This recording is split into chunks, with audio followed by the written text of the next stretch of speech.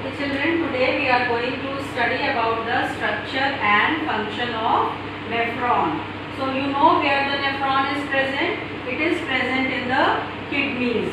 It is the single cell which is present in the kidney is called the nephron. So first, before starting with the structure of the nephron, I will just remind you what we have studied about the kidney. A quick revision that kidney is a bean shaped structure. It is like this, and here what we saw, from the pelvis region, this is the pelvis, here is the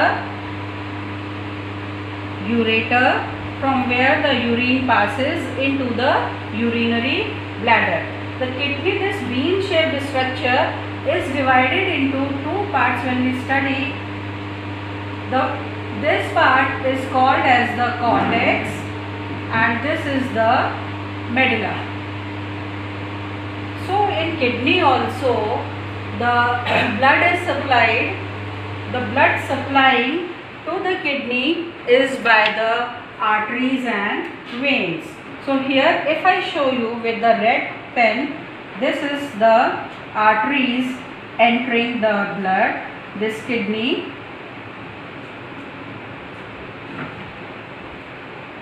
and this artery is named as the renal artery. The artery entering the kidney is called as the renal artery. And you know that kidney is filtering the blood. So from here we should remember that renal artery will carry the dirty blood. Renal artery is going to carry the dirty blood into the kidney so that it gets filtered, and then the blood coming out of this organ will be from the veins, and that vein is called as the renal vein. So I show you here renal vein. Again, this is coming out. This is the structure.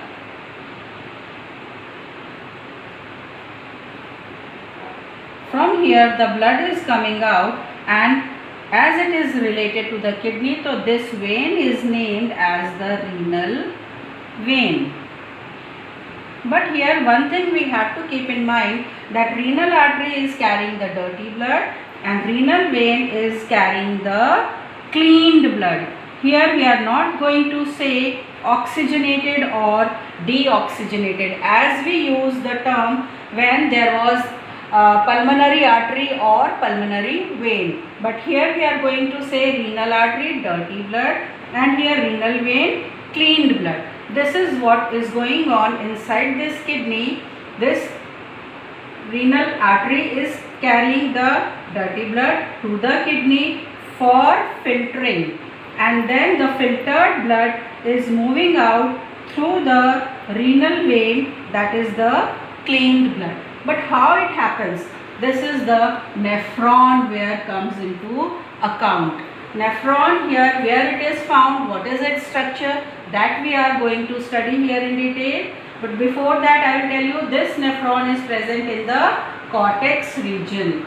This nephron is present in the cortex region. Just a rough diagram I will show you here, and the detailed one we will discuss later on here in the next part of the board. See, this is what a nephron is being shown. So now coming to the structure of the nephron, this we are going to draw in this way. This is the structure.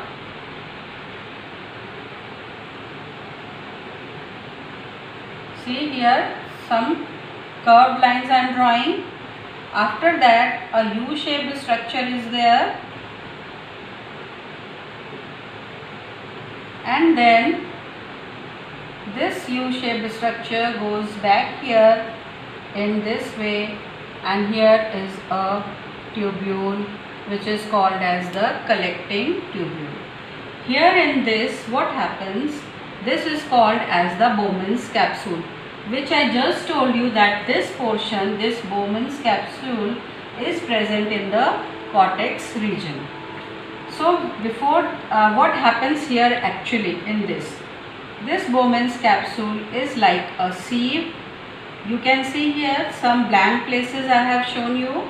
This is like a sieve or a strainer. As we strain the tea in a strainer, in the same way what happens, the blood, the artery which was entering the kidney, this artery is coming to this portion and then leaving out of this.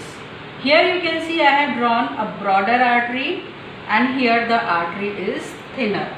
So this artery which is coming here and then here the capillaries are formed and where the blood is being flowing. So why it is here like this, artery this side coming in a broader tube and then coming out of the Bowman's capsule is thinner to create a pressure in this. When something comes in with the broader thing, the fluid will have a pressure in this capsule and then the thinner artery, through the thinner artery it is going to move out. So this pressure which is created here, this part is called as the glomerulus. So here this pressure is created which will make the blood to move in this side, in this tubule. Fine. So this artery which is coming inside the glomerulus is called as the afferent artery. And the artery which is moving out of the glomerulus is called as the efferent artery. This is the efferent artery. See, here it is not the vein. This is the artery only.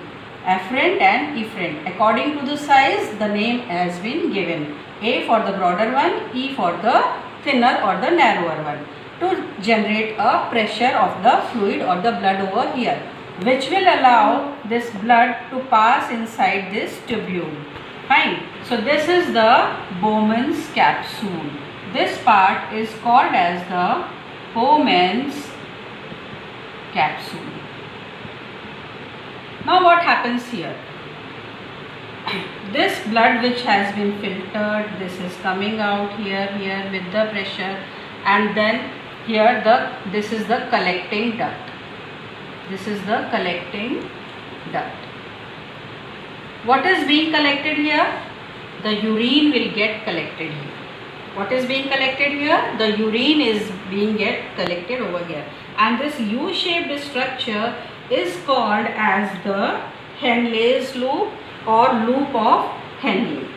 This is called as the Henle's loop or the loop of Henle. So here what happens, actually the reabsorption occurs. Here we have seen the blood has only come out here. Nothing has been just strained or the toxins, nothing has been done over here. Only the pressurized blood has come over here. But now what happens, this whole structure of the nephron, this is actually the structure of the nephron. So this whole structure of the nephron is being surrounded by different blood capillaries. This is how there is various blood capillaries surrounding the nephron. So now what will happen here? Whatever is good things in the blood, that will be collected again in these capillaries. The things which are good for our body get collected into the blood again through these capillaries. And now whatever is remaining here is the waste material, like toxins, urea, all those things which is waste, because what we are going to study is the excretion. How excretion is happening? With the help of the nephron over here inside the kidney. So the blood has come inside only with the force, and then the good things of the blood which is required by the body is coming back here into these blood capillaries which are surrounding this loop of Henle. So this is being absorbed by the capillaries.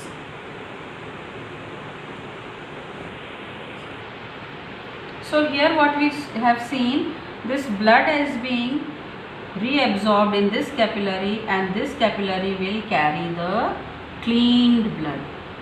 Here amino acids, glucose, urea, everything was filtered here. That is the filtrate. This filtrate was having everything over here, but now slowly the important things for our body went out again into the capillaries, and we got the cleaned blood. But urea, uric acid, waste material, all these things remained here. Even the water also came again into the blood capillaries. Now what happens? This has to move till this to the collecting duct. But how? So for this, again some of the water gets reabsorbed. This I am showing you with the blue pen. So to move on this, what happens? Some of the water gets reabsorbed. This is called reabsorption, so that the waste or the toxins can move through this tube to the collecting duct, and this collecting duct is actually what again coming to this, and which is the ureter, where the urine is being stored in the urinary bladder. So this formation of the urine, one term we have to keep in our mind, formation of urine. There is another term for this. This is called as the micturition. Micturition. So if the term is asked in the exam, what is micturition? You know that the formation of urine is also called as the micturition. So this is the whole process, how this goes on. Filtration is there, then reabsorption is there, and accordingly as the salt and water is being balanced by reabsorption, that is called osmoregulation. So three parts what we studied here. First was the filtration, second is reabsorption, as the important thing glucose, amino acids, etc., water and salts were being reabsorbed. Then the last is the osmoregulation. That means the salt and water balance. So this is the function of the nephron, and how the urine is formed. Three steps are to be written: filtration, reabsorption and osmoregulation, to write the answer for the formation of urine or micturition. So here we saw the formation of urine, and while drawing the diagram of a nephron, the things which we should remember to label is glomerulus, Bowman's capsule, this. Then this part is called as the PCT or proximal convoluted tubule, and this is the DCT or distal convoluted tubule.